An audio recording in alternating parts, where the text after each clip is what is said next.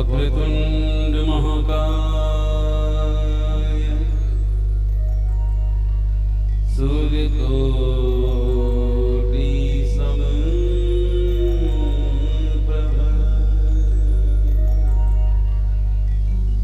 निर्विघ्नं कुरु मे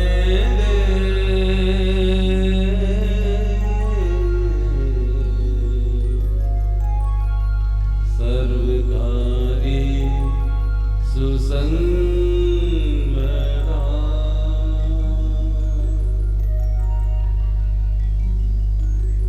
शान्तं शाश्वतं प्रमेयमनघं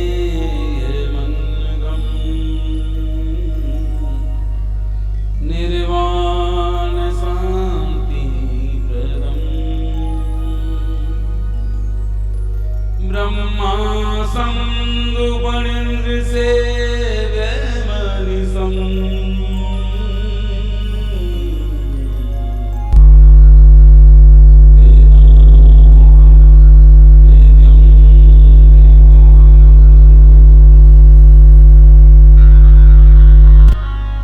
रामाख्यं जगदीश्वरं सुरगुरुं माया मनुष्यं हर्यम्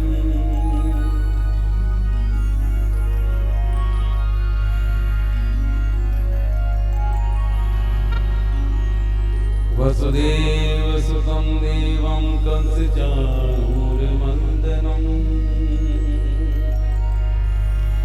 देवकी परमानन्दम् श्रीकृष्णं वन्दे जगद्गुरुम्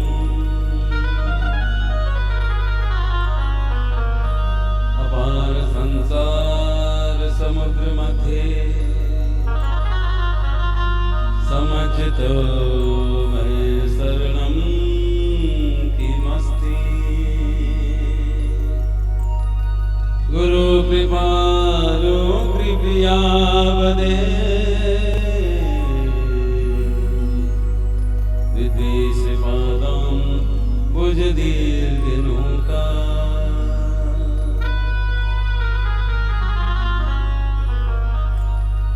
या देवी सर्वभूतेषु शरणरूपेण संस्थिता नमस्तस्यै नमस्तस्यै नमस्तस्यै नमो नमः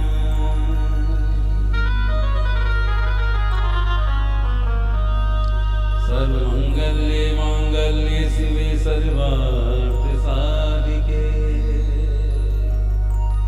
शरण्ये त्र्यंबके गौरी नारायणी नमोस्तुते गावो मम कृत सन्तु गावो सन्तु मम पृष्ठते गाओ मैं हृदयं नित्यं गवा मध्ये वसाम्यहम्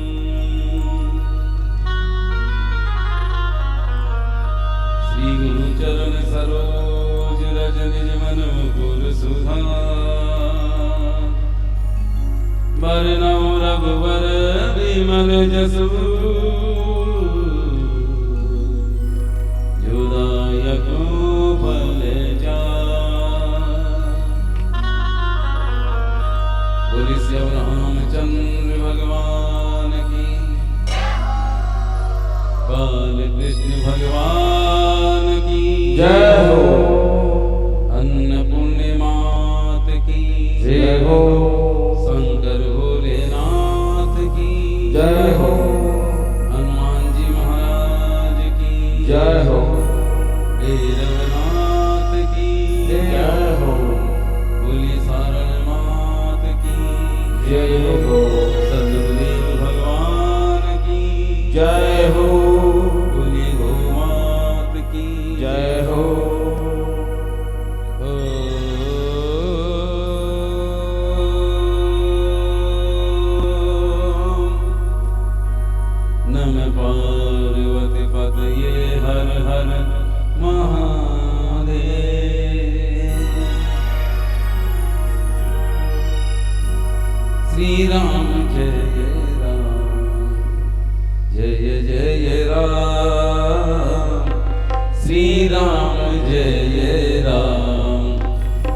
जय राम श्री राम जय राम जय जय राम श्री राम जय राम जय जय राम श्री राम जय राम जय जय राम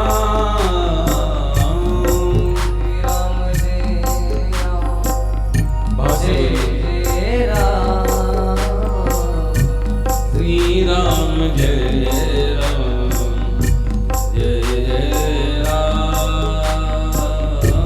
श्री राम जय राम जय जय राम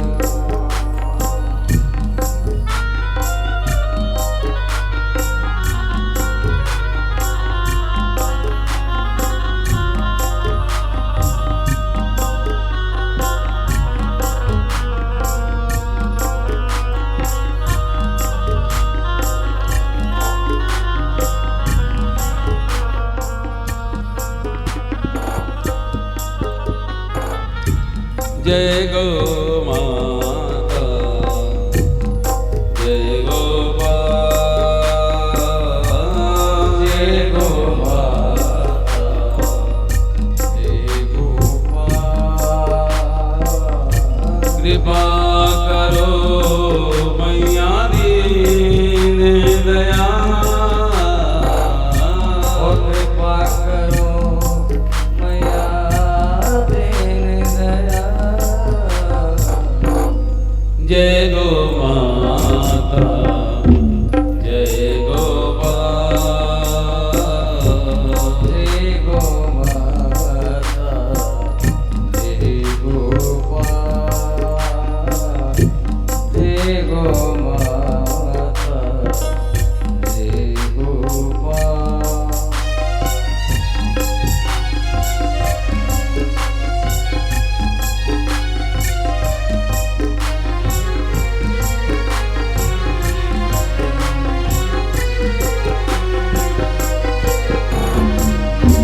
जिसने भी पूजा जिसने पाला जिसने पूजा ओ जिसने पाला उसके घर में हुआ है उजाला उसके घर में हुआ है उजाला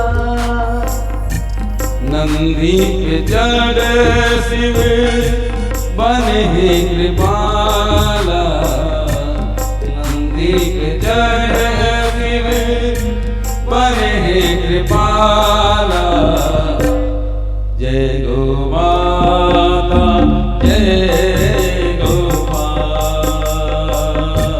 जय गोपाल जय गोपाल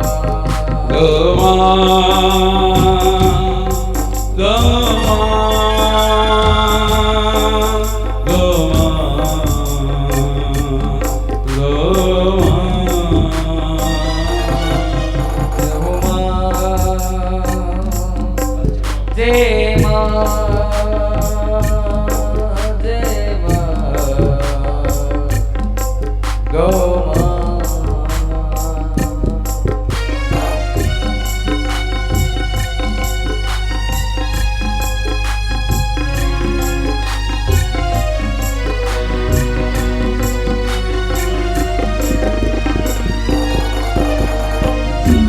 सब देवन की तुम हो दाता सब देवन की तुम हो दाता सारे जगत की तुम हो माता सारे जगत की तुम हो माता तेनू चलाए मोहन बन गए गोपाल तेनू चलाए मोहन बन गए गोपाल जय गो माता जय गोपाल। पंचमन जय गोपाल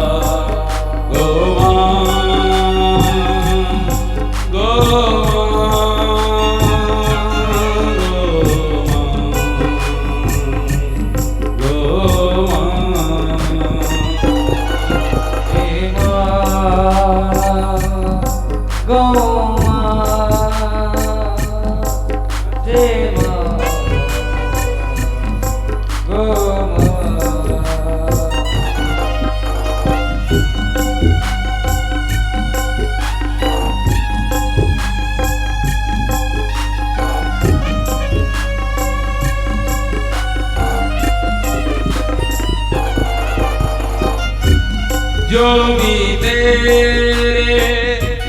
दर पे आए, जो भी तेरे उधर पे आए, मन वांछित फल मावो पाए। मन वांछित फल मावो पाए। जन्म मरण का दुख मिट जाए, जन्म मरण का दुख मिट जाए। मोक्ष का फल वो तुरंत ही पाए, मोक्ष का फल वो तुरंत ही पाए।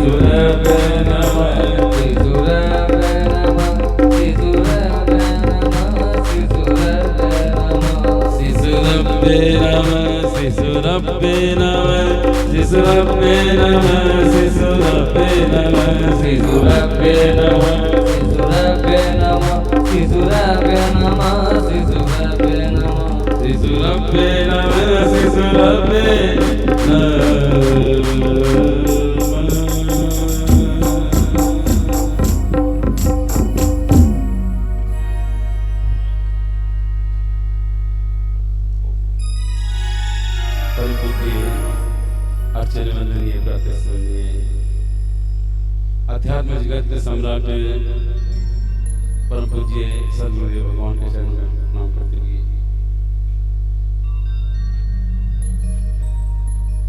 बुद्ध भवन भोलेनाथ मान पूर्णा बाबा भैरवनाथ बालाजी महाराज ठाकुर महाराज जी सारण में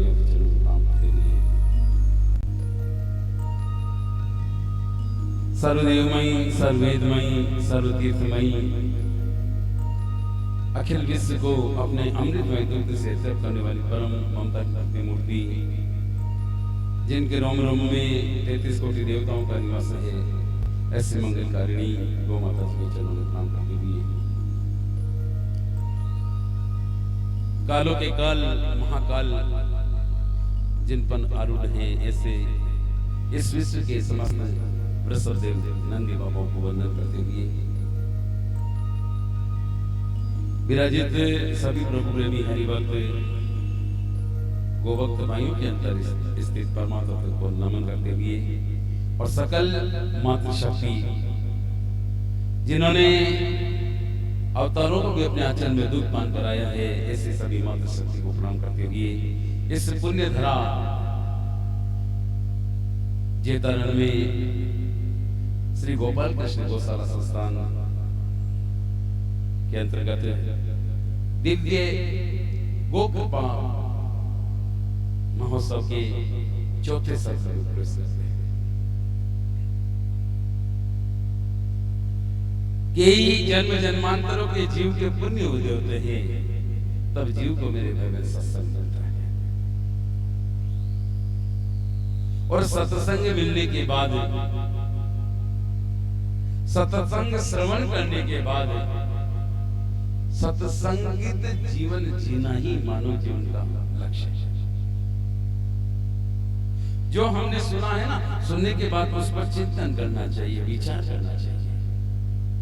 जो कुछ सुना है उसको ज्यों का त्यों धारण करोगे ना, तो आपको हो सकता है कोई ज्यादा फायदा नहीं हो। ये बात हमने कोई गलत चीज सुन ली, विवेक लगाया नहीं और उसी को हम करते रहे तो फायदा होगा नहीं। जो कुछ सुना है उसमें चिंतन करना चाहिए, मनन करना चाहिए और चिंतन मनन करने के बाद फिर उसको आचरण में लाना चाहिए। जब तक जीवन में आचरणीय कृत्य नहीं होता है, तब तक जीवन महान नहीं बन सकता है। इस संसार में मेरे भाई बहन, हर व्यक्ति को केवल सुख चाहिए और कुछ नहीं चाहिए। ऐसा कोई व्यक्ति नहीं है जो ये चाहेगा कि मुझे दुख मिले। हर व्यक्ति सुख की तलाश में है।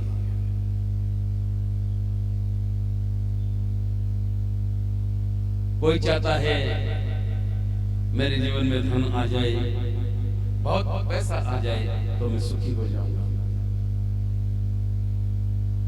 कोई चाहता है मेरे संतान नहीं है, मुझे संतान मिल जाए तो मैं सुखी हो जाऊंगा।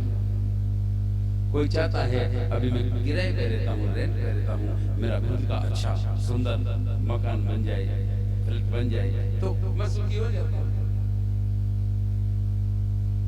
कोई संतान के सुख की चाहना रखता है, कोई मकान के सुख की चाहना रखता है, कोई धन के सुख की चाहना रखता है, कोई पद प्रतिष्ठा की चाहना रखता है। लेकिन चाहना सबको है, सुख सब चाहते हैं।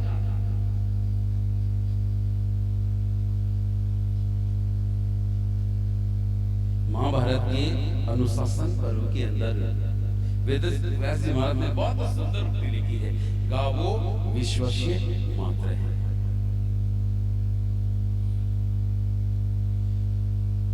गावो सर्व सुख प्रदान, गौ माता सारे सुखों को देने वाली है। ऐसा कोई भी सुख नहीं है जो ये गौ माता को नहीं दे सकती है, क्योंकि हम देवताओं से सुख चाहते हैं ना। कोई माता जी को मानता है, माता जी से मांगता है। कोई भगवान शिव को चाहता तो भगवान शिव से, पहले भगवान भी बोलते थे, जो ही भक्त जाता भगवान बोलते आओ बेटा कैसे हो। भक्त कहता प्रभु आपकी कृपा है।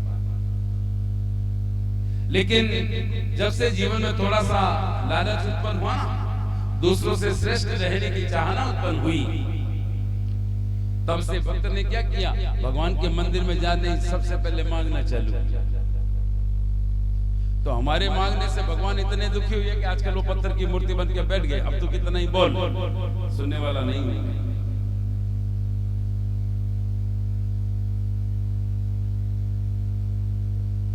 भगवान के मंदिर जाना चाहिए, हम ये नहीं कहते कि मंदिर में नहीं जाना चाहिए, मंदिर में जाना चाहिए, पूजा करना चाहिए, अर्चना करना चाहिए, जो अपन से सेवा बने ना वो सेवा करना चाहिए। वहाँ कोई बिगड़ी हुई व्यवस्था है ना तो ये मत बोलो कि वहाँ ऐसा काम बिगड़ रहा है, बिगड़ नहीं रहा, खुद खड़े होकर सुधारो उसको, खुद खड़े रह करके सुधारो उस काम को। महाराज क्या जाए बात हो व्यवस्था, अरे व्यवस्था नहीं तो व्यवस्था बनाओ खड़े रह करके, कैसे नहीं बनती व्यवस्था, सब बनेगी, थोड़ा सा आपका समय लगेगा, थोड़ी सी शक्ति लगेगी। बाकी तो ये माँ इतनी महान है कि सारी व्यवस्था अपने आप करवा लेती है, किसी को प्रेरणा देती है। हम मेरे भाई बहन बाजार में गए नहीं, 4 दिन हो गए, कलश यात्रा में घूम गए, उसके बाद गए नहीं। पहले तो कभी बैनर वाले के जा रहे हैं, कभी किसके जा रहे हैं, कभी किसी प्रचार वाले के पास में जा रहे हैं। मेरा तो कमरा है माली समाज के वहां बगिया में, वो कमरा ही नहीं दिखा कि बड़ा एक यहाँ से निकले, क्योंकि एक ही चिंतन था, भोलेनाथ का श्रावण मास है, माताएं पूजा करेगी, 3 दिन ऊपर चढ़ के नीचे खड्डे में गिर के ऊपर आ जाए। तो रात दिन हमारे ठेकेदार जी अनिल जी ने बहुत सुंदर प्रयास करके, पता नहीं मुझे तो यही पता नहीं कि कोई माल आया कहाँ से, बन ही गया, निर्माण हो गया, स्थापना हो गया, आचार्य जन प्रतिष्ठा करके बता दिया। भगवान का काम, भगवान स्वतः अपने आप प्रेरणा देंगे, किसी को प्रेरणा देंगे। जैसे प्रिया बहन बेटी ने सामने इनको प्रेरणा दी, नहीं बहुत सुंदर आयोजन हो रहे सब तरफ, लेकिन नहीं मुझे गो कथा में जाना तो बिल्कुल पधारेंगे सब, टाइम बहुत है फिक्स, पता है कि गुरु जी का 11 बजे का टाइम है तो फिक्स टाइम पे आना है। तो गौ माता जिससे अपना काम करवाना चाहती है, अथवा भगवान है जिससे करवाना चाहते हैं ना, प्रेरणा देके अपने आप अपना काम करें। हमको केवल थोड़ा सा समय देने की आवश्यकता है।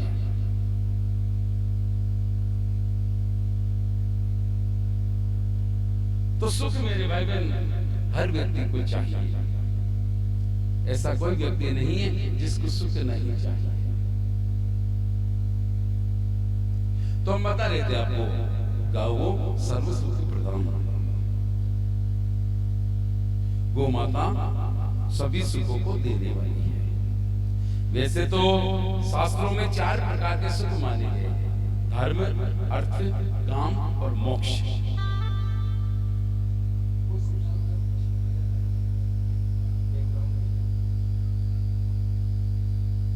लेकिन हमने 4 सुख और बना लिए। पहला सुख निरोगी काया, दूसरा सुख घर में माया, तीसरा पुत्र आज्ञाकारी और चौथा है सुलक्षणा नारी। पहला सुख निरोगी काया, इस शरीर के अंदर मेरे भाई बहन, इस शरीर को चलाने के लिए इसमें 3 चीजें होती है, वात, पित्त और कफ। वात, पित्त और कफ। अगर उसका सर्कुलेशन बिगड़ जाता है तो ये शरीर भी बीमार पड़ जाता है। अच्छा मुझे ये बताओ, किसी के फोड़ा हो गया तो अच्छा डॉक्टर कौन है? जो उस बीमारी को बढ़ाए वो अच्छा डॉक्टर है, या वो इस बीमारी को खत्म कर दे वो अच्छा डॉक्टर है? खत्म कर दे। बस यही तो अपन गलती कर जाते हैं ना। बीमारी बड़ी है उसको वहीं रोक दिया है, तो बोलिए कुछ दिन बाद बीमारी वो वापस फैलेगी कि नहीं फैलेगी? आप तो मेडिकल में रहे ना। बुखार आई, शरीर का वात कब बिगड़ा, हमने मेडिसिन ले ली, वो बुखार उस समय तो रुक जाएगी, लेकिन कुछ समय बाद आएगी और टाइफाइड के रूप में हमको 15-20 दिन बिस्तर में डाल देंगे। अच्छा डॉक्टर वो है जो पहले तो फोड़ा हो जाए ना, उस फोड़े को पूरा का पूरा पकाए, और पकाने के बाद जब उसका सारा सब कुछ निकल जाए, जिंदगी में फिर फोड़ा नहीं हो सकता है।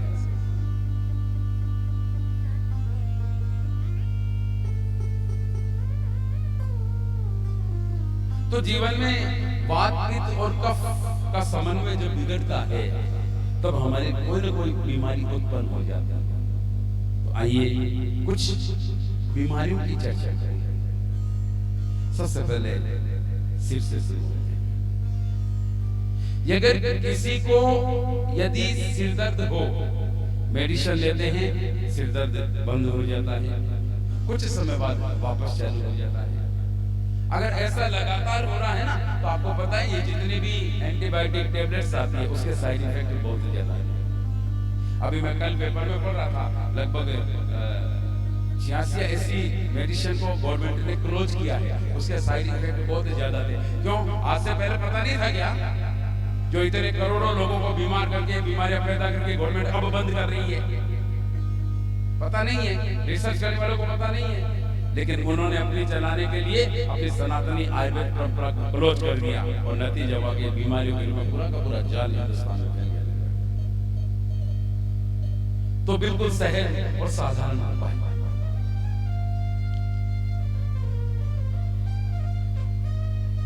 ये जो गौ माता है, गौ माता कौन सी? जिसके गले में गल कंबल हो, पीठ पे कुंबल हो और बोलती है तो आवाज आती है मां, ऐसे हो। वो जर्सी गाय नहीं होती। आजकल मैंने देखा कई माताएं तो जर्सी के तिलक लगा रही है। वो बारस आते हैं ना, बच बारस, मैंने देखा, मेरी कथा थी उधर, तो उसमें बच बारस जो बीच में आई थी। मैंने कहा माताएं क्या होगा? माताएं बोले आते हैं, बोले जी गौ माता की पूजा करेंगे। मैंने कहा अच्छा है। जब मैं भोजन के लिए किसी के घर पे गया ना, तो देखा तो माताएं वो एक जर्सी गाय जैसा दिखने वाला वो उसको पूजा करेंगे। ये क्या गाय की पूजा? क्योंकि गाय नहीं है। तो ये गाय नहीं तो गाय कौन सी है? देखो अपने यहाँ जेतारण में वो नालियों में खाते हैं क्या, सुअर, क्या बोलते हैं आप? सुअर, गडूरा, जो गंदगी खाता है। तो अमेरिका में ऐसे ही जो जीव होते हैं ना गंदगी खाने वाले, उनको यूरास बोलते हैं। तो एक दिन वैज्ञानिक बाहर बैठा था, अचानक देख रहा था तो वो गंदगी खा रहे थे, लेकिन उनके साथ में 10-12 बच्चे थे यूरास। विचार किया, देखो इसके बच्चे कितने हष्ट-पुष्ट हैं। हमारे तो कोई ऐसा होता है, कोई ऐसा होता है, किसी को बिल्कुल, किसी की तो हड्डियां दिखती है, किसी का चेहरा बिल्कुल ऐसा दिखता है। अगर इनका दूध हम पिए तो हम भी ऐसे हो सकते हैं। तो सारे बच्चे हष्ट-पुष्ट थे। तो उन्होंने क्या किया, उसका संक्रमण कराया और उनका डीएनए संक्रमित होने से ये जर्सी होल्स्टाइन जैसा जीव पैदा हुआ। इस हिंदुस्तान में आज के 40 साल पहले कैंसर नाम की कोई बीमारी का नाम नहीं था, बहुत कम जगह होता था। और कैंसर कोई बीमारी नहीं है, जो रोग फैलता है।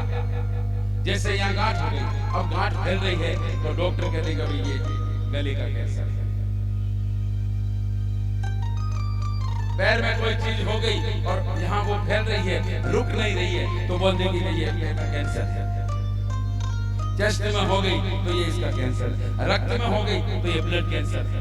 यानी जो बीमारी फैलती है उस बीमारी का नाम है कैंसर। तो कैंसर इंस्टीट्यूट ऑफ अमेरिका ने पूरा का पूरा रिसर्च किया इस बारे में, और उस रिसर्च को करने के बाद एक निर्णय लिया है कि यदि कोई 10 साल तक इस जर्सी का दूध पी ले तो उसको कैंसर होने का खतरा 30% बढ़ जाएगा।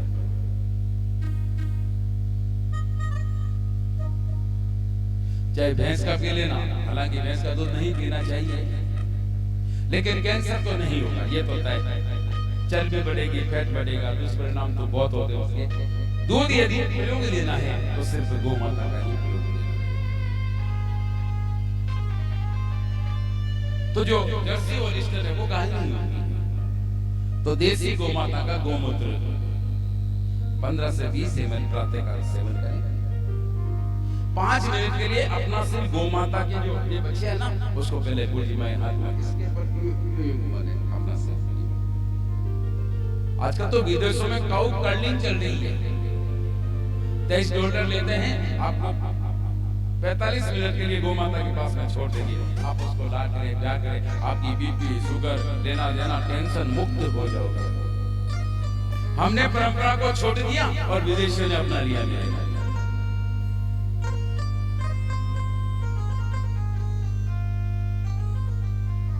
माइग्रेन जिसका कोई ट्रीटमेंट नहीं है, इसी गौ माता के पंचगव्य से एक नासिक औषधि बनती है जो 20 प्रकार की बीमारियों को ठीक करती है। उसमें दूध, दही, घी, गोबर, गोमूत्र, ये 5 चीजें गौ माता की होती है। इसी को प्रोसेस करके बनाया जाता है।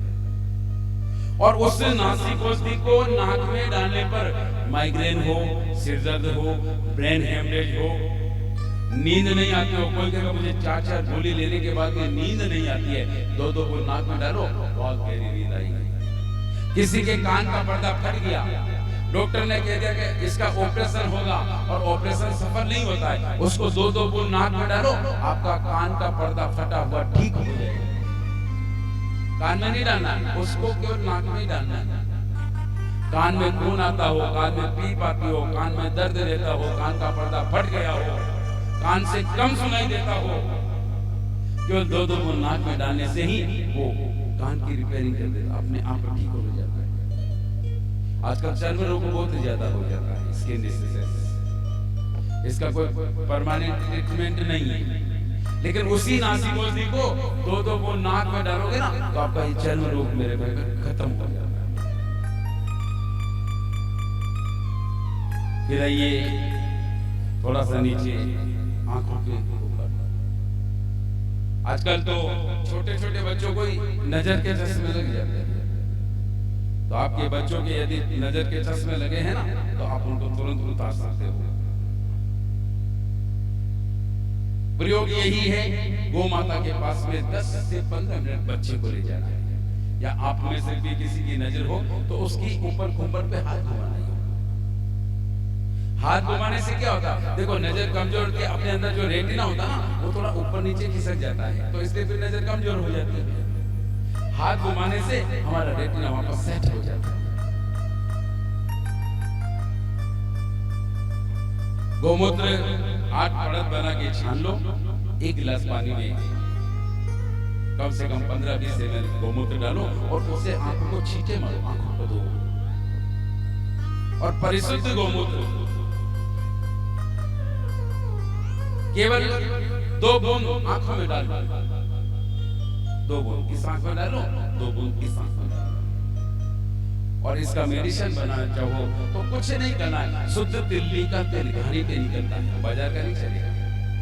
घानी हो जहां उसका शुद्ध तेल लो, पाओ।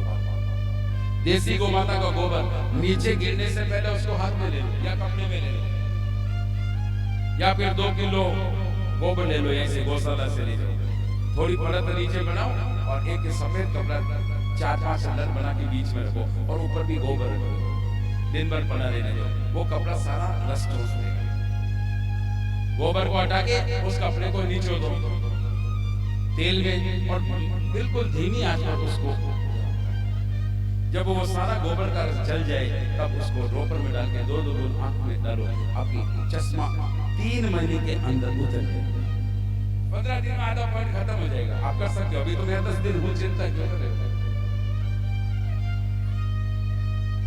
तो हमारी शुगर होती है, आजकल शुगर का कोई ट्रीटमेंट नहीं है, बस शर्त यही है गौ माता के पास जाएं, उसको रोटी जिमाएं, गुड़ जिमाएं, उस पर 10 मिनट हाथ घुमाएं, उसकी 5 परिक्रमा करें।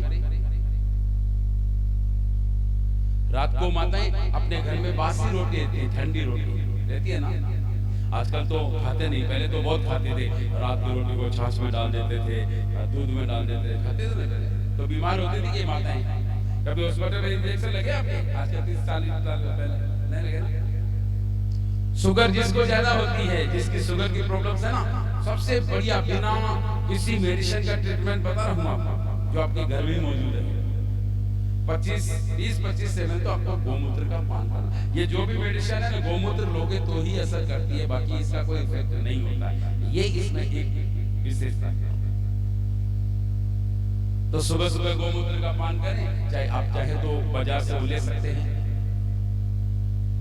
बाजार के अंदर मिलता है ना, अर्क मिलता है, वो बोर का ले सकते हैं। जैसे हमारे पक्ष में लगा बोर मिलता है, ले सकते हो। अर्क लेने के बाद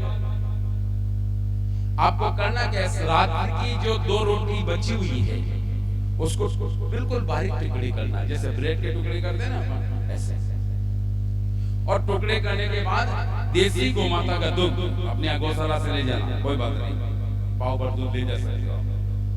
उस दूध को गर्म नहीं करना है, उस ठंडे ही दूध के अंदर वो 2 रोटी जो चूरी है अपने बिल्कुल बारीक, वो उसमें डाल देना है और आधा घंटे के लिए उसको वो छलनी या ढक्कन लगा करके बंद कर देना है। वो आधा पौन घंटे में फूल जाएगी पूरी। फिर उसको आपको जीवना है, भोजन करना और कुछ नहीं करना है।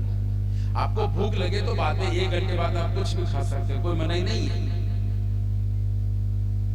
यदि हमने उसका प्रयोग किया तो 90 दिन के अंदर आपको शुगर की बीमारी से छुटकारा मिल जाएगा।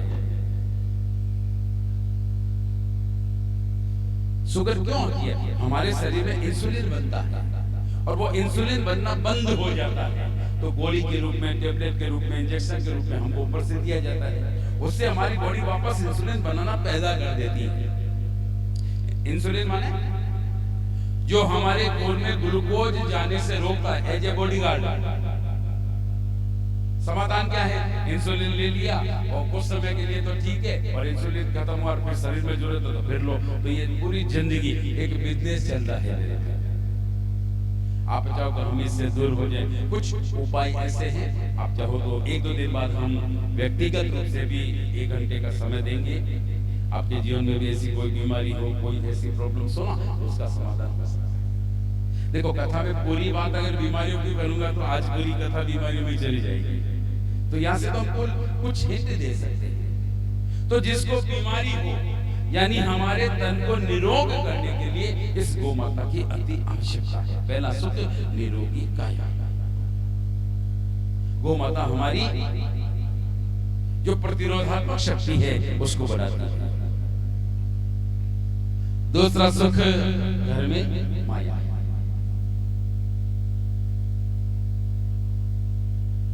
पैसा चाहिए। देखो, हम नहीं कहते पैसा नहीं चाहिए, पैसा चाहिए जीवन जीने के लिए। शास्त्रों ने भी बताया है अपने परिवार और अपने व्यवहार के लिए 8 घंटे इंसान को कर्म करना चाहिए, अर्थोपार्जन करना चाहिए। लेकिन देखो, money is the important for the life. जीवन जीने के लिए पैसा चाहिए, लेकिन एवरीथिंग फॉर द मनी, सब कुछ पैसा ही हो तो फिर वहां दुख उत्पन्न हो जाता है।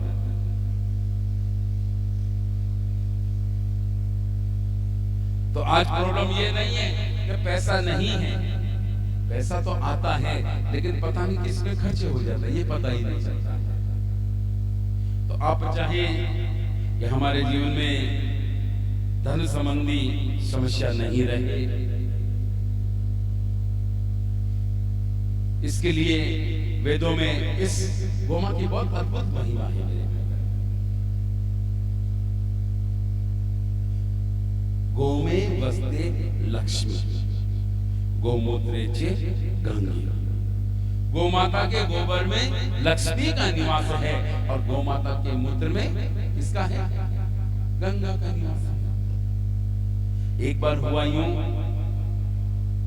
कि सारे देवी देवता, देखो राक्षसों के और देवताओं के अधिकांश झगड़ा चलता है।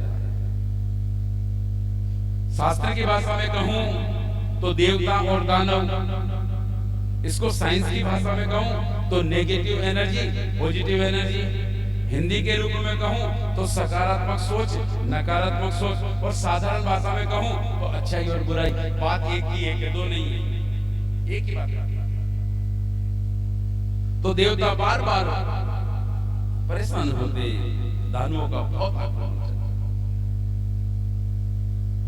जब बार बार परेशान होते ना,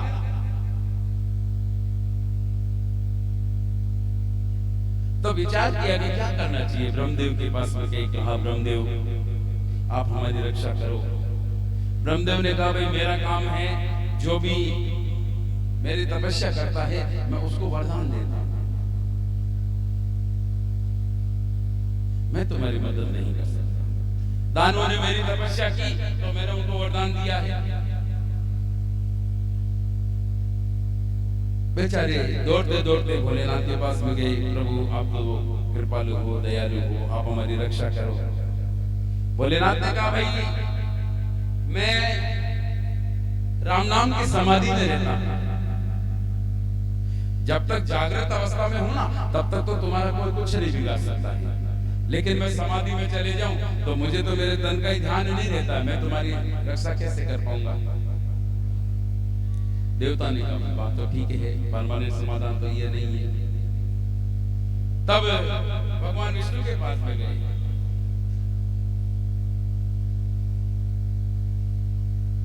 और जब जब भी जीवन में समस्या आती है ना तब मेरे भाई बहन भगवान विष्णु उसका निराकरण करते हैं।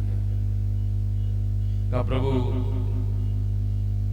ये देवता लोग सारे दुखी होकर के आपके पास आए, आप इनकी समस्या का समाधान करो। पूछा क्या हुआ? बोला कि ये हमको इंद्रपुरी से निकाल दिया है और हमारे साथ बहुत दुर्व्यवहार कर रहे हैं, हमको बचने के लिए कोई जगह चाहिए, कोई स्थान चाहिए। भगवान विष्णु ने कहा भाई ऐसा है, रावण आया तो मैंने राम बनकर के उसका संहार किया, कृष्ण आया कंस को मारने के लिए, हिरण्यकश्यप को मारने के लिए मैं नरसिंह बनकर के आया, यानी कोई एक हो तो उसको मारने के लिए मैं अवतरित हो सकता हूं, रोज रोज तो मैं अवतरित नहीं हो सकता। आपका तो रोज का झगड़ा है, मैं निमित्त अवतार हूं। बेचारे सारे देवता उदास हो गए, तीनों जगह से मदद नहीं मिली। उम्मीद है ब्रह्मा जी करेंगे, विष्णु करेंगे, भगवान शिव करेंगे, लेकिन जब कोई मदद नहीं मिली ना तब उदास मन से जा रहे थे। रास्ते के अंदर नारद जी महाराज मिल गए। नारद जी ने कहा देवताओं कैसे मुंह लटका हुआ कैसे है आप? कहा कि पूछो मत। कहा क्या हुआ?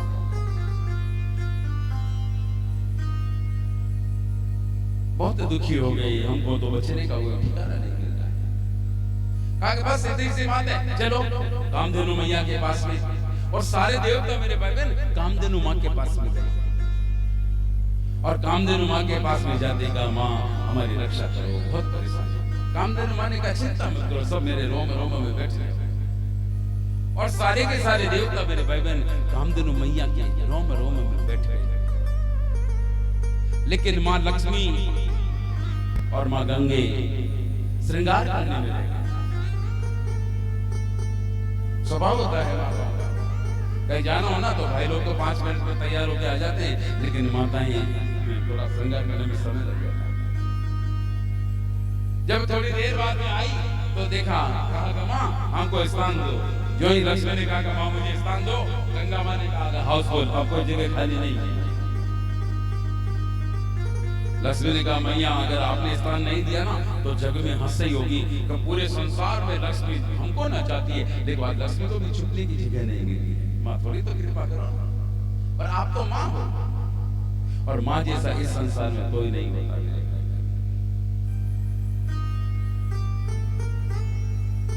जब विनय की तब गंगा मां तो मां है ना, दया की प्रतिमूर्ति है वो है मां, त्याग की प्रतिमूर्ति है वो है मां, सहनशीलता की प्रतिमूर्ति है वो है मां, करुणा की प्रतिमूर्ति है वो है मां, क्षमा की प्रतिमूर्ति है वो है मां। का क्या गुण कहूं मेरे भाई?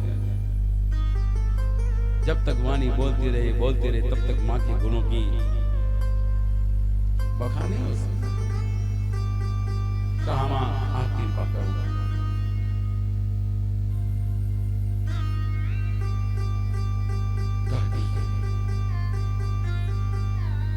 हे लक्ष्मी तू मेरे गोबर में निवास कर। गौ माता को पता है लक्ष्मी को अहंकार ज्यादा है, इसलिए इसको कहा कि तू मेरे गोबर में निवास कर। और गंगा को कहा गंगे तू मेरे गोमूत्र में निवास कर। और तत्क्षण मेरे भाई बहन गोबर के अंदर लक्ष्मी मां ने निवास किया है। इसलिए गोबर में क्या बसता है? लक्ष्मी। गोबर कोई अशुद्ध चीज नहीं है। देखो आपने कथाएं सुनते हो, भगवान कृष्ण की भी सुनी होगी, भगवान राम जी की भी सुनी होगी, सब कथाएं सुनती माताएं। कभी किसी शास्त्र में ये नहीं लिखा कि उनके मलमूत्र की पूजा हुई है, ये लिखा है क्या? नहीं है ना। लेकिन गौ माता के तो गोबर की भी पूजा होती है और गौ माता के गौमूत्र की भी पूजा होती है। अरे और तो और कोई गंदी से गंदी भी जगह है ना, यदि आपने गौ माता का गोबर लेकर के वहां चौका लगा दिया तो वो जगह पूरी शुद्ध हो जाती है। गोबर का मतलब गौ माता का वरदान।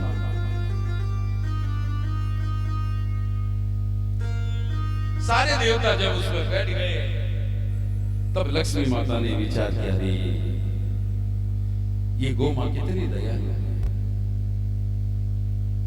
इसलिए तो मेरे भगवान का है गौ माता के रोम रोम में, गौ माता के रोम रोम में बैठा कोटि देवता, बैठा श्री भगवान। गौ माता के रोम रोम में बैठा कोटि देवता, बैठा श्री भगवान। अरे गौ माता के रोम रोम में, गौ माता के रोम रोम में बैठा कोटि देवता, बैठा श्री भगवान।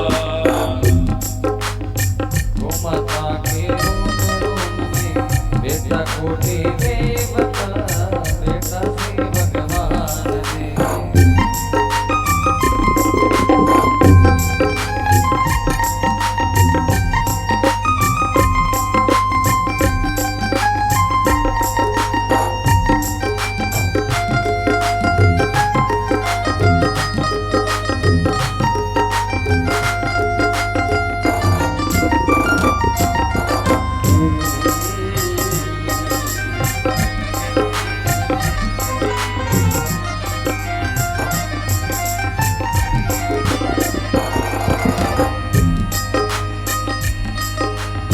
सिंह ऊपर शिव जी बैठा, सिंह ऊपर शिव जी बैठा, बीच में ब्रह्मा जी राज, बैठा श्री भगवान। सिंह पे शिव जी बैठा है, सिंह पे ब्रह्मा जी राम, बैठा श्री भगवान जी। सिंह ऊपर शिव जी बैठा, सिंह ऊपर शिव जी बैठा, बीच में ब्रह्मा जी राज, बैठा श्री भगवान। जिस पे शिव जी बैठा है, बीच में ब्रह्मा जी राम, बैठा श्री भगवान जी। गौ माता के रोम रोम में, गौ माता के रोम रोम में बैठा कोटि देवता, बैठा श्री भगवान।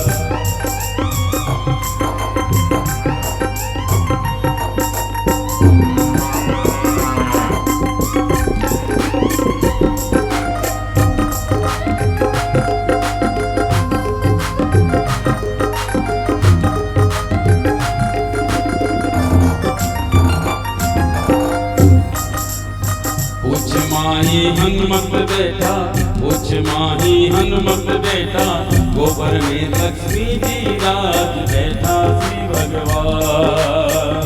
पूछ माही हनुमत बैठा, पूछ में हनुमत जी बैठा, गोबर में लक्ष्मी जी राज, बैठा श्री राम जी।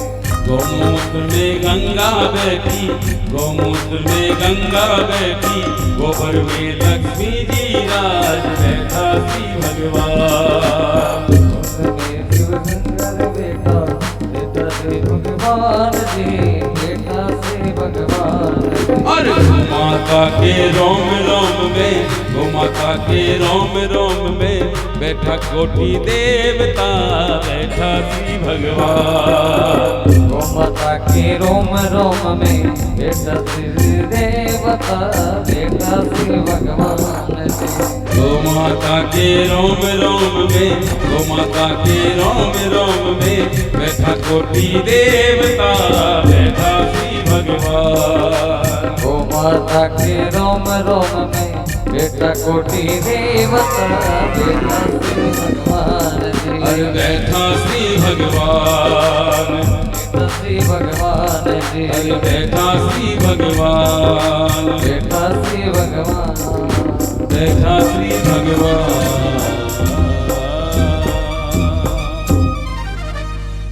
तो मेरे भाई बहन, गौ माता के गोबर के अंदर लक्ष्मी का निवास होता है।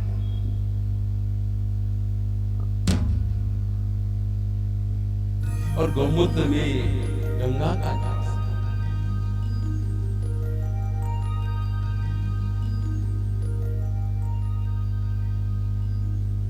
गौ की कृपा से ही हमारे जीवन में धन की कमी नहीं रहती।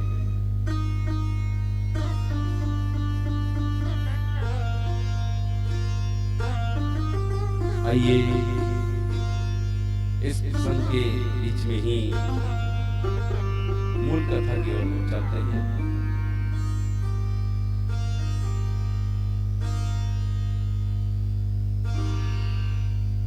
वल्लभ दास जो कि बिल्कुल कुछ खेल हो गया था,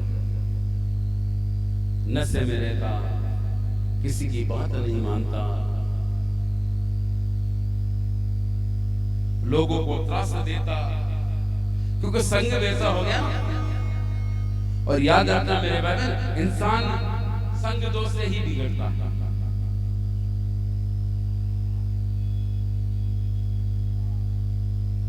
वल्लभ दास को कभी इधर से धिक्कार मिलता, कभी उधर से मिलता, कोई उससे प्रेम ही नहीं करता। और कोई आदमी बुरा हो तो कोई प्रेम करेगा कैसे?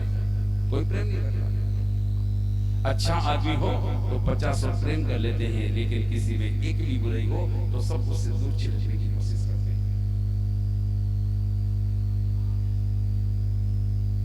संग दोष से वल्लभ दास बिगड़ने लगा तो गांव के कुछ सज्जनों ने विचार किया, रे ये अनाथ बच्चा है, यदि ये कुसंग में पड़ गया तो समाज के लिए दुख की बात होगी। अगर ये सुसंग में पड़ जाए तो इसका जीवन बदल सकता है। तो वहां एक भगवान का बहुत ही सुंदर मंदिर था। और हर गांव में होता है मेरे भाई, मंदिर होता है, नहीं होता है? आपके यहाँ भी तो है ना। और बरसों पुरानी धुना है, बता रहे थे गुरु जी 1400-1500 साल तो ये मूर्ति है भगवान शिवलिंग की। वो महेंद्र जी आए थे, वो कह रहे गुरु जी आज तक मैंने देखा इतने संत महात्मा या ये सब आए, लेकिन किसी ने भगवान शिव को छेड़ा ही नहीं, हाथ ही नहीं लगाया, किसी की हिम्मत ही नहीं को हाथ लगा ले। लेकिन गौ कृपा है, देखो भगवान शिव पुनर्स्थापन की हो गई। और जो धुना वर्षों से बंद ही था ना, उसको वापस प्रज्वलित कर दिया। रोज यहाँ हवन हो रहा है। और धुना तो अद्भुत चमत्कारी धुना है, किस महापुरुष की है।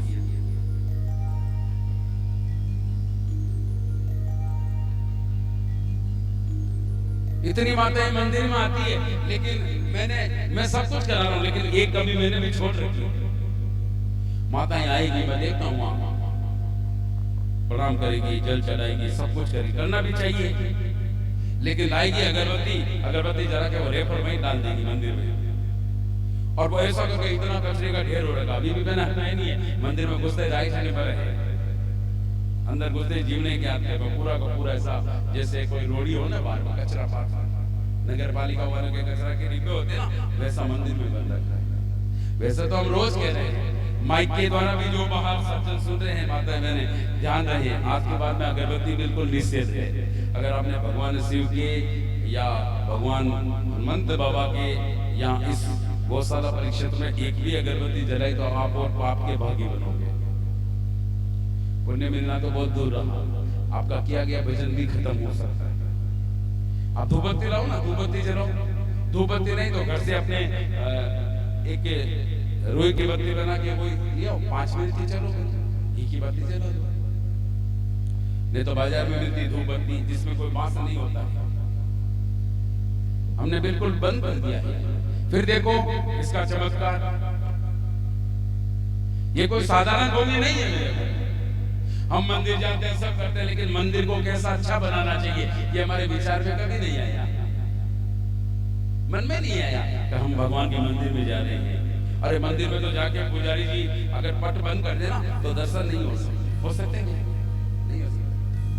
लेकिन यहाँ देखो आपके ऐसे दिव्यात्मा कालूराम जी जैसे जो बाहर भगवान शिव का भगवान कृष्ण का वो बना रखा मूर्तियां, चलते फिरते भी आप दर्शन कर सकते हो। लेकिन वहां भी वो ऐसे पत्थर लगे हुए, किसी के मन में नहीं आएगा 100-200 रुपए की टाइल आती है, अपन लगा दे थोड़ा अच्छा भगवान का ये हो जाए। कम से कम संस्था से जाने वाला उतरेगा नहीं तो मोटरसाइकिल पे करेगा ना, बातों में नहीं कर सकते। चिंता मत करो, गो माता ने बुला लिया है, सब काम हो गए, जो कमियां है ना सब पूरी होगी, कोई दिक्कत नहीं। लेकिन थोड़ा सा आपका भी एक कर्तव्य बनता है, हम मंदिर में जा रहे हैं तो उसकी पवित्रता का ध्यान रखना चाहिए। मैं देखा था माता रोज आती है, लेकिन मंदिर से लेकर गौशाला के गेट तक गंदगी थी।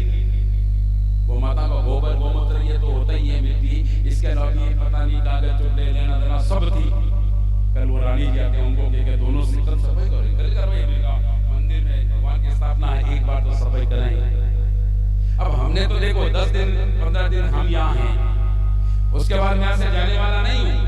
आपकी इस गौशाला को पूरा का पूरा ऐसा विकसित करके ही निकलूंगा मैं, चिंता मत करो। आ तो गया हूँ जाना दूर की बात है, बस आपका थोड़ा सा संविधान चाहिए मेरे को। बाकी जिसका जैसा भाव है वो करे, लेकिन थोड़ा सा संविधान अगर दे देंगे ना तो ये एक बच्चे आएंगे। मैं तो यहाँ पर एक वो बच्चों के लिए नहीं होती है फिसल पट्टी लगवा दूंगा, वहां पर बच्चों के लिए झूला होता है, झूला लगवा दूंगा। बच्चों के लिए वो चक्री होती है, वो चक्री लगवा दूंगा। अच्छे पौधे लग ही रहे हैं, एक छोटा सा बगीचा, वो बगीचे है ना उसको पूरा का पूरा गार्डन बना देंगे, और कोई काम नहीं है। अपने बच्चों को लाओ आराम से, गौ माता को उनको रोटी जीमाना सिखाओ, गुड़ जीमाना सिखाओ। भाई 4-10 रुपए खर्च नहीं कर सकते, इतनी सी गुड़ की दही दे दो बच्चों को, लाओ यहाँ, फिर वो फिसल पट्टी पे खेल भी लेगा, उसका मानसिक शारीरिक विकास भी होगा। नहीं तो मोबाइल पे खेलते हैं आजकल तो बच्चे, हमारे सारे खेल विदेशी ले गए और बच्चों को ये मोबाइल थमा दिया, ये मोबाइल थमा दिया, चलो इससे खेल।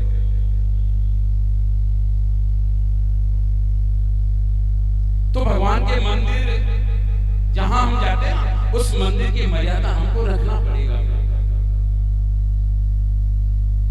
मुझे तो कभी कभी अफसोस होता है, इतने लोग हैं, इतने लोग मंदिर में आते हैं, लेकिन आरती के लिए हमको मशीनें लगानी पड़ी वहां पर। हर मंदिर की यही हालत है। क्या हुआ कि घंटी बजाने वाला नहीं है, घंटी बजाने वाला तो नगाड़े बजाने वाला नहीं है, नगाड़े वाला तो टंकोरी बजाने वाला नहीं है। भाई कहीं तो पूरे जी बेचारे अकेले टंकोरी बजाते हैं, अकेले आरती करते हैं, मैंने देखा।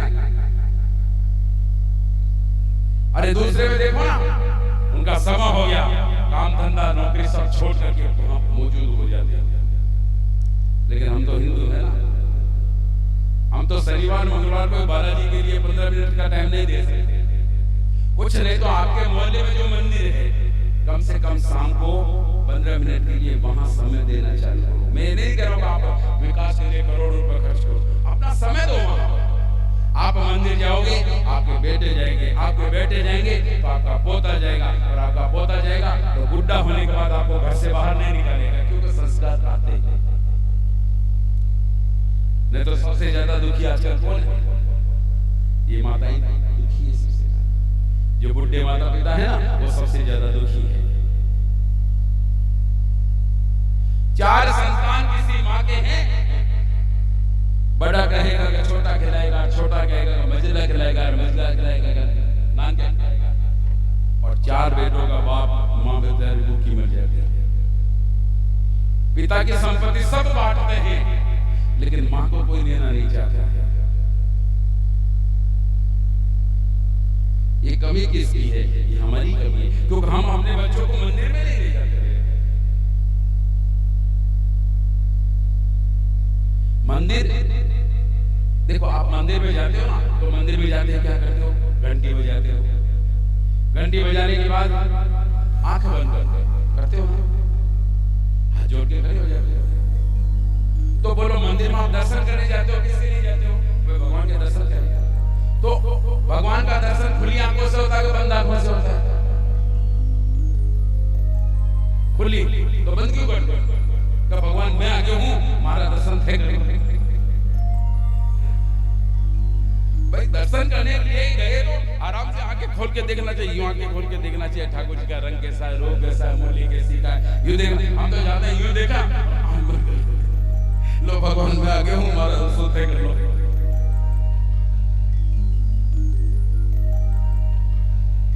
आप आंखें बंद नहीं करते हो, आंखें अपने आप बंद हो जाती हैं। और वो आंखें अपने आप इसलिए बंद होती है कि मेरा ठाकुर कहता है कि बेटे इन आंखों से तो तूने दर्शन किया है, मैं बाहर नहीं हूं, मैं तेरे अंदर हूं। और जब हम आंख बंद करके खड़े होते हैं ना, तो वो ठाकुर जी की मूर्ति हमारे अंदर में दिखती है। बोलो दिखती है कि नहीं दिखती है? दिखती है ना। लेकिन जो ही मंदिर में घंटी बजाई और वापस घूमे और वो ठाकुर जी की मूर्ति वापस गायब हो जाए।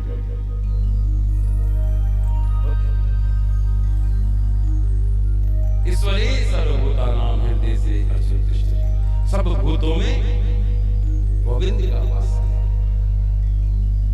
तो मंदिर जाना चाहिए। तो ऐसे ही जो उस मोहल्ले ग्राम में मंदिर था ना, अच्छे सज्जन उससे जुड़े हुए थे।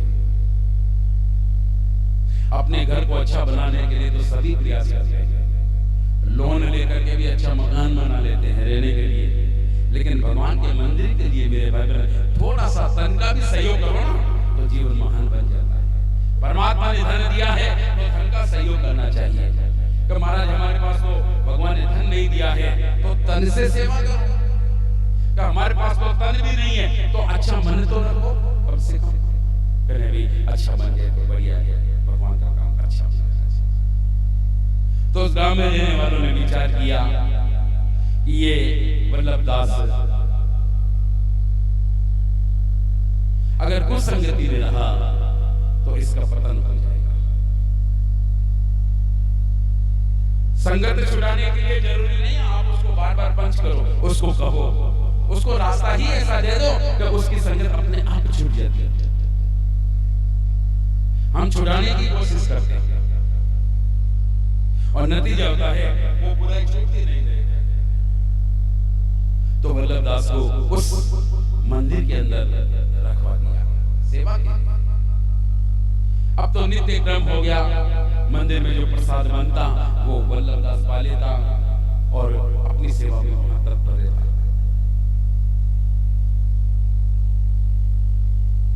वहां पर संयोगिता नाम की एक सुंदर कन्या भी पूजा करने के लिए आती अपनी सहेलियों के साथ। प्रतिदिन पूजा करके जाते शालीनता के साथ। आजकल हम भी अपनी बच्चियों को मैं देखता हूँ कई बेटियां पूजा करने के लिए आती है, वो तो जींस पहन करके आती है। निवेदन है आपसे, पाश्चात्य परिधान पहन करके कभी भी भगवान के मंदिर में प्रवेश ही नहीं करना चाहिए। अगर आप पाश्चात्य परिधान का प्रयोग करेंगे ना, तो हमारे वो संस्कार आपसे कोसों दूर हो जाएंगे। मैं कोई जींस का विरोधी नहीं, ठीक है आपका भाव है कभी कभी पहने, लेकिन मंदिर जाएं, गुरुदेव के दर पे जाएं, किसी सत्संग में जाएं ना, तो अपनी बेटियों को इस प्रकार के परिधान नहीं करना चाहिए।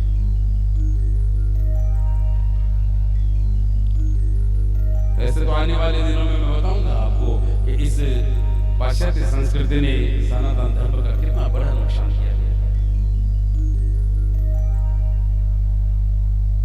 तो सात्विक वेशभूषा के अंदर शालीनता की प्रतिमूर्ति के रूप में संयोगिता रोज अपनी सहेलियों के साथ में भगवान की पूजा अर्चना करने जाती है। एक दिन हुआ, 2 दिन हुआ, प्रतिदिन एक दिन वल्लभ दास की नजर पड़ी संयोगिता पर। तो उसके मन में आया कि ऐसा सुंदर सुशील यदि कोई उसकी जीवनी संगिनी बन जाए तो उसका जीवन कृतकृत्य हो जाए। और याद रखना मेरे बहन, संबंध इस जन्म के नहीं होते हैं, कई जन्मों के संबंध होते हैं। बेटा बनता है, पत्नी बनती है, या पति बनता है, या पिता बनता है, ये जितने भी संबंध है ना, ये पिछले जन्म का जो कर्ज है उसको चुकाने के लिए बनते हैं।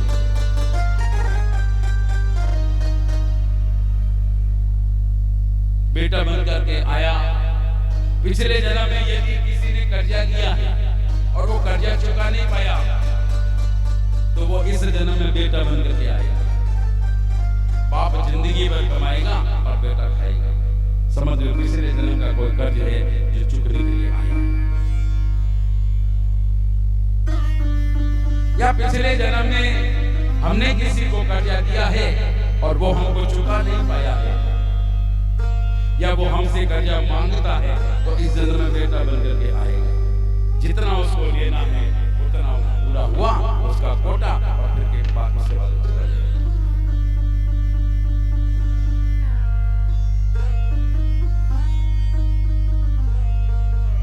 या बेटा बन करके वो आएगा जो पिछले जन्म में हमारा दुश्मन रहा है, बेबी रहा है, शत्रु रहा है। इस जन्म में बेटा बन करके आएगा और फिर माता पिता को दुख देगा, त्रास देगा। कई तो ऐसे बगैर अपने माता पिता को घर से बाहर निकाल देते हैं। हम गांव में कथा करते हैं, कई जगह ऐसी परिस्थिति आती है। अरे गांव में क्या, शहरों में देखो ना, आजकल वृद्धाश्रम खुल गए हैं, और वृद्धाश्रम में कोई गरीबों के माता पिता नहीं रहते, वहां करोड़पति लखपतियों के माता पिता रहते हैं। और जिन माता पिता ने जन्म दिया है और वही संतान उनको वृद्ध होने पर मेरे भाई बहन वृद्धाश्रम में भेज दे, तो फिर सोचना कि इससे बड़ा दुर्भाग्य क्या होगा। जिस हिंदुस्तान में मातृ देवो भव की परंपरा है, जिस हिंदुस्तान में पितृ देवो भव की परंपरा है, वहां पर माता पिता को दुख देने वाले अगर ऐसा करें तो फिर विचारिए।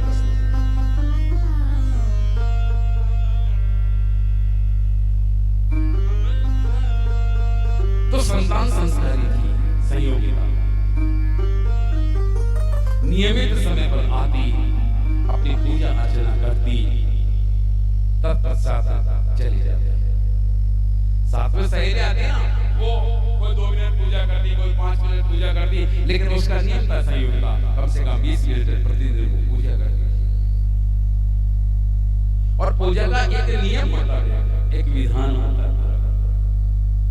हम तो जैसे सब काम तन्मयता से करेंगे, भोजन करना है आराम से करेंगे, कोई मेहमान आ गए बात आराम से करिए, और किसी का फोन आ गया तो कथा छोड़ करके बाहर जाके फोन पे बात करके आ जाएंगे। सब काम करेंगे हम अपने लिए।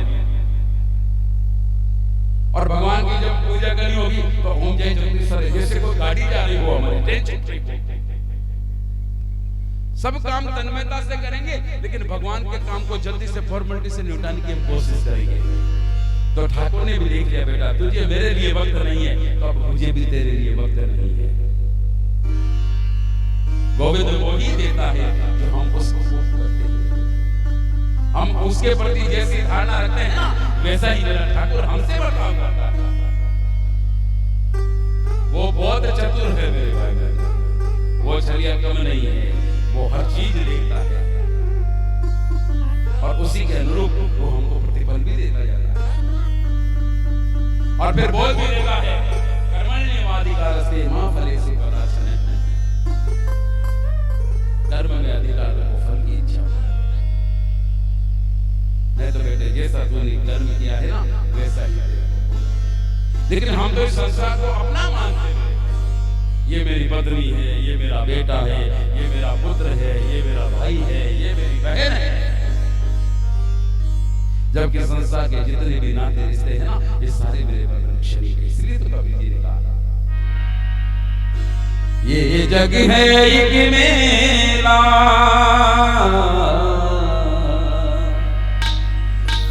यहाँ आना जाना है, कोई आज गया रे कोई कल ना, कोई ठिकाना है, ये जग है एक मेला,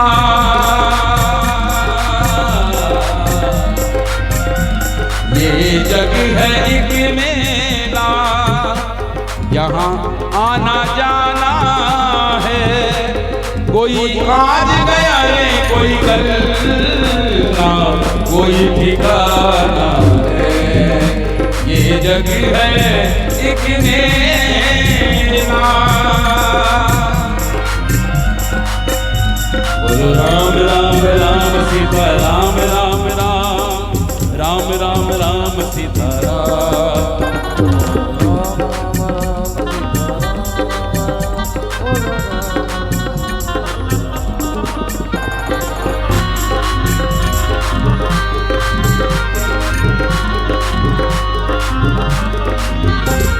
जो मंजिल पर मंजिल महल बनाते हैं,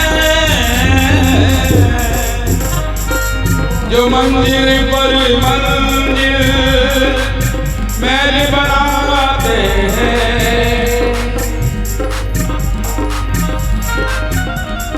रिश्तों के उजाले में हरि नाम भुलाते हैं, तो के उजाले में हरि नाम बुलाते हैं, हरि नाम बुलाते हैं, हरि नाम बुलाते हैं। यहाँ कोई नहीं अपना,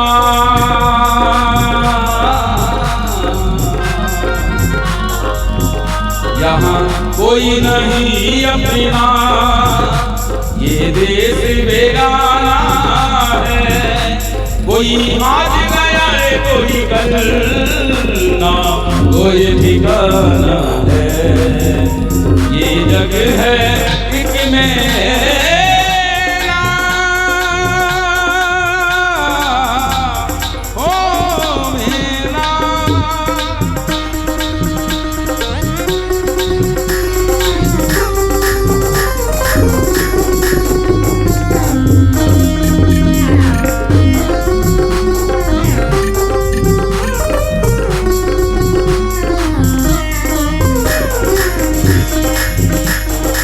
गर्व करे प्राणी, तेरी 2 दिन की जिंदगानी,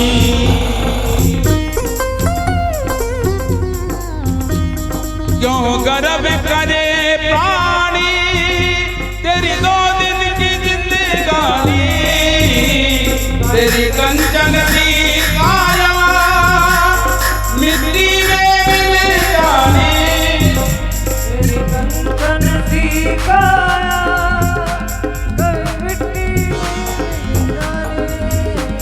मिट्टी में मिल जानी, मिट्टी में मिल जानी, यहाँ कोई नहीं अपना,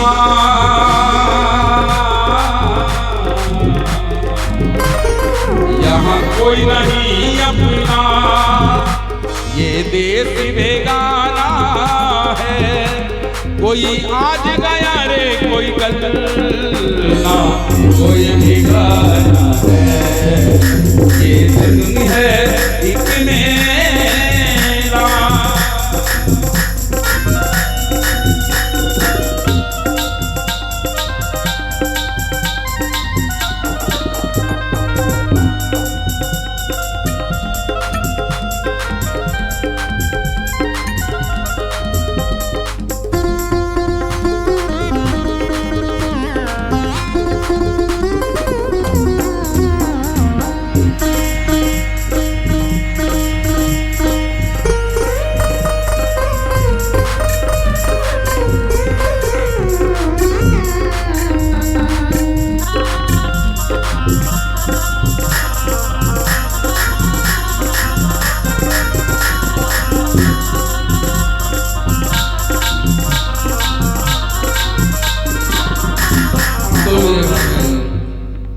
संसार वो है जिसमें कोई साधन नहीं,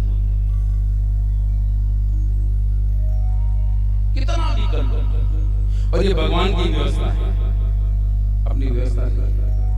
पूरी जिंदगी धन के पीछे दौड़ते रहो, ये मेरा पत्नी, पुत्र, परिवार सब देखो, ये छोटी सी गौशाला है, ज्यादा बड़ी नहीं। फिर फिर भी यहाँ पर एक चौकीदार रखा होगा ना। आपके कोई छोटी मोटी फैक्ट्री हो तो प्रिया बहन जी चौकीदार है नहीं है रक्षा के लिए, लेकिन भगवान की देखो इतनी बड़ी दुनिया बनाई है, चांदी सोने हीरे जवाहरात देना देना मोती रत्न पन्ने सब कुछ किया और चौकीदार एक ही नहीं है क्या? कितना ही इकट्ठा कर लो, देखो ले जाके देखो अंत समय में एक दिन का नहीं ले जा सकते मेरे भाई। जब आपको ये पता कि हम इस परमात्मा की सृष्टि में से एक दिन का नहीं ले जा सकते तो फिर जिंदगी भर इकट्ठा करने में क्यों लगे मेरे भाई? करो, लेकिन उसको परमार्थ में लगाओ। धन कमाना चाहिए, मैं मना नहीं करता हूं, धन नहीं कमाना चाहिए, खूब कमाओ, लेकिन उतना ही परमार्थ करो मेरे भाई। अडानी अंबानी के इतने शहर गए सब कुछ हो गया, लेकिन आदमी पैसा कम नहीं हो रहा है, क्यों? और उस रूप को धर्म में निकालते रहे, नहीं तो गवर्नमेंट ले ली। और वैसे भी अभी 2000 के नोट मोदी ने बंद कर दिए हैं, 30 सितंबर के बाद नोट चलेंगे। तो माता है अपने घर में जितने भी होने साफ बोल देना, कोई अटैची भरी हो तो सीधा लगाओ, बस हम हमारे चला लेंगे। और वैसे भी 80 जी रजिस्ट्रेशन है हमारे, इस गौशाला का रजिस्ट्रेशन 80 जी में है। वैसे आपको गवर्नमेंट को टैक्स देना है, उधर नहीं देखे, गौशाला में दो, धर्म का धर्म हो जाएगा, रसीद मिलेगी, फाइल में लगा था ना, आपका ITR अच्छा बन जाएगा, कोई दिक्कत नहीं। हिम्मत करना, प्रिया बहन जी साहब को बोलना, जितने हैं 35 तारीख को वैसे 2000 के नोट 10 से ज्यादा नोट बैंक चेंज करेगी नहीं। किसी बिचौलियों को दोगे तो आधा पैसा खाएगा। गवर्नमेंट में अगर जमा ही कराओगे अकाउंट में तो फिर आपको इनकम टैक्स का लगेगा। तो बढ़िया है ना, 80 जी की रसीद मिलेगी आपको, टैक्स में फायदा है, बहुत सेवा का काम हो जाएगा, नाम भी हो जाएगा, दोनों काम हो जाएंगे। ये भगवान की व्यवस्था है, क्योंकि चुनाव आने वाले 24 में और नेताओं ने 2-2 हजार की गाड़ियां बिल्कुल गायब कर दी, चुनाव में काम लेंगे, ये बाप है सबका। लो लगाओ, ये साधारण मानो नहीं, ये योगी है आया हुआ है, ये कोई साधारण नहीं, हिमालय का योगी है। चाहना नहीं है ना हमको मिले नहीं मिले, क्या उठाया क्या नहीं, वहां सही 2 रोटी कहीं मिल जाएगी, नहीं तो उपवास ही सही, क्या फर्क पड़ता है? संसार में मेरे भाई बहन कितना भी हम कर लेना, यहाँ से एक चीज नहीं ले जा सकते। जब हमको पता है कमाया है जितना यहीं से कमाया है, लगाना है यही, हाँ खुद के अच्छा बनाओ, महल बनाओ, बंगला बनाओ, बेटे के बनाओ, बेटी के बनाओ, और इतना भी मत बनाओ बेटे बेटी को मेरे भाई बहन, इतना भी लायक मत बनाना कि वो आपको नालायक समझने लग जाए। मैं कोई बेटा बेटी का विरोधी नहीं, लेकिन जब मैं कई घटनाएं देखता हूँ ना, तब मन में आता है अफसोस। एक हमारे मित्र थे, उनके एक अच्छे जज साहब मित्र थे, अच्छे, उन्होंने अपने संतान को पढ़ाया लिखाया, एक ही संतान था, और उसको विदेश भेजा अच्छी पढ़ाई के लिए, एजुकेशन के लिए। जापान गया, आराम से अच्छी एजुकेशन की, और वहीं किसी जापानी लड़की से शादी कर ली। पिताजी को फोन करते, पिताजी मैं शादी कर रहा हूँ यही, क्योंकि मैं जिस डिपार्टमेंट में हूँ उसी की मेरे को मिल गई। अब बेटा ठीक है, अब शादी करने के बाद वो वही बस गया, जब साहब पूरी जिंदगी नौकरी करते रहे, 60 के बाद में रिटायरमेंट हो गया। खान पान का ध्यान नहीं रखा तो बीमारियां लागू, पत्नी को लकवा हो गया, वो उठ नहीं सकती बेड से। अब छोटा मोटा काम करना हो तो जैसा आपको करना पड़े, वृद्धावस्था आ गई। बेटे को कहा बेटा आ, पिताजी नहीं आ सकता, ये संपत्ति जिंदगी भर मैंने तेरे लिए कमाई है, आप किसी को दान दे दो, मुझे जरूरत नहीं, मेरे पास बहुत संपत्ति है। जिस साहब ने कहा रे मैंने पूरी जिंदगी पैसा कमाने में बटोरे में ही लगा दिया, और एक संतान है, वो एक संतान भी मेरी बाहर चली गई। अब वो खुद ही बेचारे उठते, चाय पानी पिलाना, भोजन जिनवाना पत्नी को। अब पहले से तो मालूम है उठ ही नहीं सकते, पहले जिसको कहते हैं लगवा, रोज सेवा करते। एक दिन बेटे को कहा बेटा जीवन का भरोसा नहीं है, एक बात पिताजी मेरे काम बहुत ज्यादा है, आप ऐसा करो, आप बेटा मेरी धन संपत्ति को क्या करो, किसी ट्रस्ट में दान दे दो और आपको नहीं दे दो।